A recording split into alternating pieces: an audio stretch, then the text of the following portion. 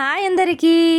ఈరోజైతే కార్తీక పౌర్ణమి కదండి. నేనైతే ఇంట్లో ఏ ప్రసాదాలు చేశానో మీకు ఈ వీడియోలో చూపించబోతున్నాను. పూర్ణం బూరెలు అయితే చేశానండి పెసరపప్పుతో. మా ఊర్లో కూడా ఫస్ట్ నుంచి ఇదే అలవాటు, పెసరపప్పుతో చేస్తాము. అలాగే పులిహోర కూడా చేశాను.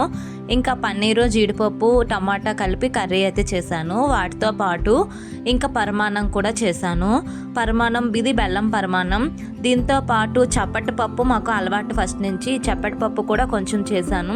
ఇంకా ఫైనల్గా సాంబార్ చేసా. వాటితో పాటు బంగాళదుంపల కూర చేద్దామని ఇంకా పొటాటోని అయితే బాయిల్ చేస్తున్నాను. ఇవన్నీ చేసిన తర్వాత రైస్ వండడం అయితే మర్చిపోయాను. ఇంకా ఫస్ట్ మా హస్బెండ్కి రైస్ వండుదామని కుక్కర్లో పెట్టాను. ఇంకా నాకు వేరే పని ఉందని చెప్పి ఆయన్ని చూడమన్నాను. కుక్కరు చూసేసరికి ఆయన మర్చిపోయారు. మొత్తానికి విజిల్స్ రాలేదు, కొంచెం రైస్ పెట్టాను కదా అందుకేనేమో అనుకున్నాను. కానీ ఫైనల్గా ఇది వెజ్ పిజ్జాలా అయిపోయింది అనమాట, రైస్ పిజ్జా లాగా. చూసారా ఎంత వచ్చి అయిపోయిందో. మరి ఏం చేస్తాం, తప్పదు కదా అని